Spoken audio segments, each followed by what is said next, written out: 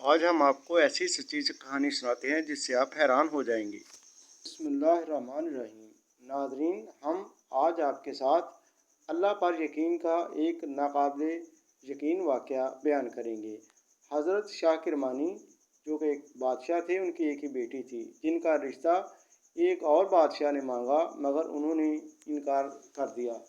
फिर एक लड़के को जो कि गरीब था लेकिन नमाज रोज़े का पाबंद था, उनके तकवा को देखकर बादशाह शाह किरमानी ने अपनी बेटी का निकाह उसके साथ कर दिया। उनकी बेटी रुखसत होकर जब अपने गरीब शौहर के घर आईं तो घर में रूखी सूखी रोटी देकर शौहर से पूछा कि ये क्या है।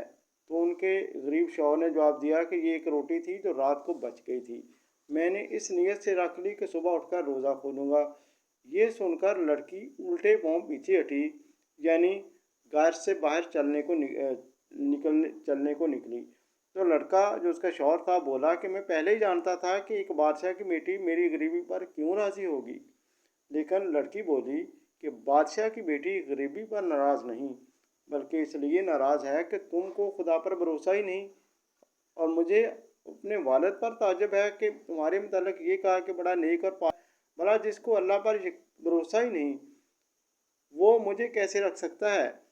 अगर तुम्हें यकीन होता तो अल्लाह पर यकीन करते और ये रोटी अल्लाह की राह में अल्लाह की राह में किसी गरीब को किसी भूखे को दे देते।